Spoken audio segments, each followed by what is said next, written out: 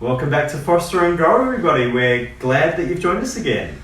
Yeah, so today we'll be talking about a slightly different topic than usual and covering basically how to look after your succulents in both very wet conditions but also very cold conditions too. Yeah, exactly. So to give you a little bit of background on our weather here this year, we actually had really hot and dry conditions for the first 3 months of the year. We had really bad bushfires here. You've probably heard on the news, and yeah, it was a bit of a challenge in that respect. And now, Jared, sort of after March, it sort of flipped completely the other way, didn't it? Yeah, so we've had a lot of rainfall since then, and due to that, basically we've ended up till this point this year, in August, we've now had the second wettest year since 2000, and we've also had about, in the last month alone, over 105 mils worth of rain, which is almost about 2.5 times what we'd usually get. It's been so very wet this year. Yeah, we also got a bit of snow. Our temperatures overnight, though, were a little bit more mild. We didn't get the extreme -8s that we sometimes get. We got down to -4.9 was our coldest temperature, which is close to about 23 degrees Fahrenheit. We did still get a lot of frost though, and we're now going to talk to you about how you will take care of your plants with frosty conditions and really wet conditions. So Jared, what are some of those preferred conditions and temperatures that allow you to grow succulents outside in your garden?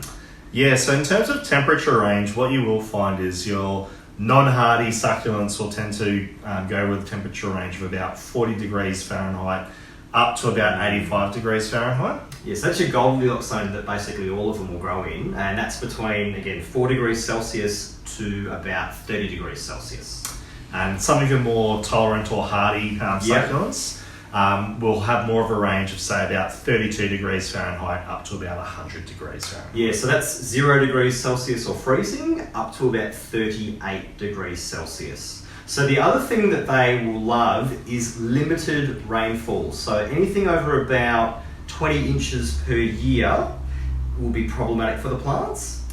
So you may need to protect them in winter, or summer if you get lots of rainfall then. The other thing is actually they love low humidity, so that's not a problem for us here, but it might be for you where you are. So anything else with cold temperatures, Jared, specifically to winter? Yeah, so as we mentioned there with the temperature ranges, a lot of it's keeping them out of freezing temperatures, but yes, if you can keep them protected from, say, regular hard frosts, yes, a lot of the time it will mean that basically you can cultivate a succulent garden year round, just as long as you, protect from frosts. What else, Gary?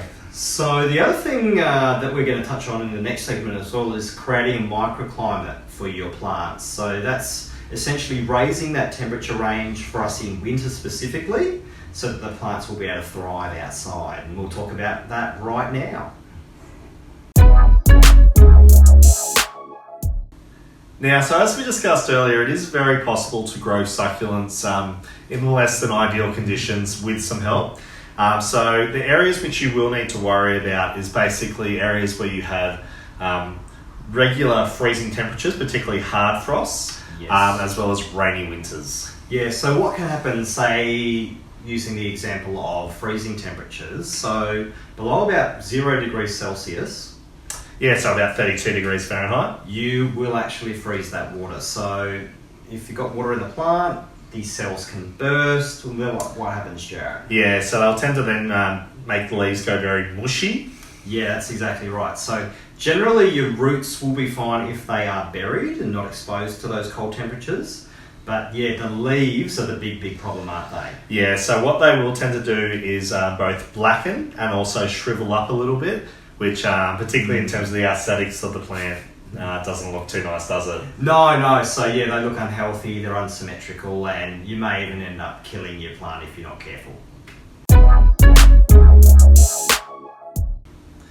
Yeah, so in terms of understanding microclimates in your garden, one of the first things you'll need to factor in is your temperature. Now, one thing to bear in mind with this is basically that cold air will tend to be a lot heavier, so it's going to pull in the lower areas of your garden. Another way to check this would be basically look for ice crystals and where they linger longest after sunrise. Now, further to this, some of the warmer spots you might find, where would they be, Gareth?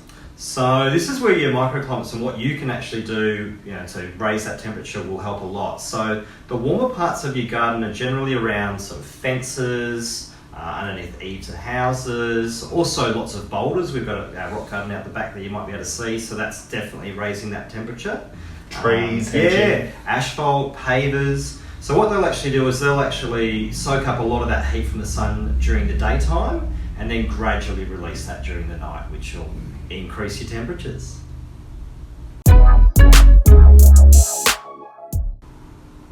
So the second factor we're going to talk to you about regarding microclimates and temperatures and what can affect them is wind.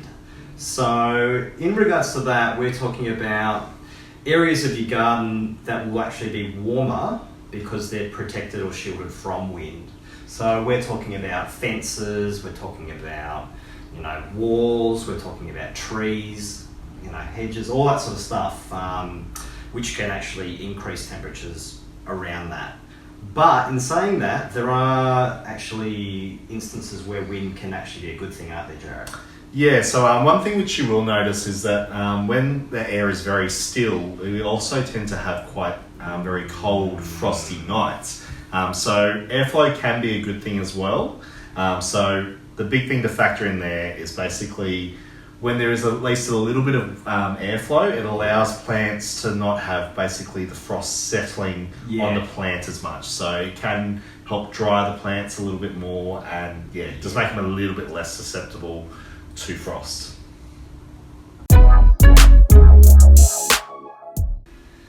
Yeah, so lastly guys, we thought we'd just also talk about a couple of strategies and kind of tips we've used in our garden to basically look after the succulents, particularly in winter time.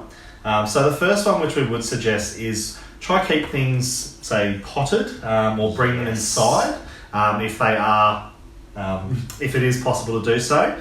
So that's part of the reason why we do keep a greenhouse, so we can keep a lot of our plants stored away in the winter time just to protect them a little. Further to that, would you have any other suggestions, Gareth? Yeah, so bringing up the greenhouse. So the other thing you could do, say you do want to leave it out in the garden, but you're maybe a bit concerned that it may not survive winter, you could actually take some cuttings or you could divide that plant depending on what it is. That way, if you did lose the one in the garden, you'd place it inside the house or in the greenhouse, overwinter it, and then, you'll have a smaller plant, but you should have another plant to put back out there when the conditions are more tolerable for the plants.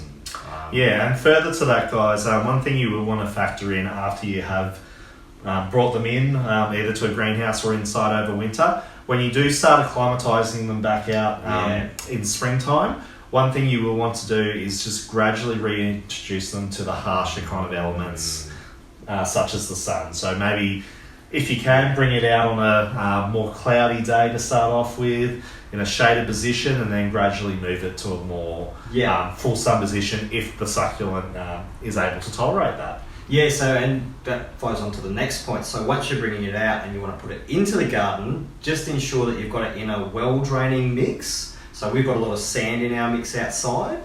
Other things that are great for succulents are having them on a slightly sloped surface because it'll help with drainage. Or if you can't get it on the sloped surface, you can actually do mounding. So you build that soil up a little bit, and again, it'll drain away from those roots. Just that little bit better. Yeah. Anything else, Jared? Yeah, just the other thing. We kind of touched on it before, but if you do have some really prized succulents, which or very rare ones, they can be expensive. Just make sure that basically, if you do have hard frosts predicted or heavy rain, just that you do want to protect them in those times. Great, so we hope you've enjoyed our video on how to take care of your plants in winter. Those cooler and sort of wetter conditions can cause some sort of issues for your plants if you're not careful. If you have liked us, what we've said today, what have they got to do, Jared? Yeah, if you have enjoyed the content, guys, just make sure that you do like and subscribe, as well as comment.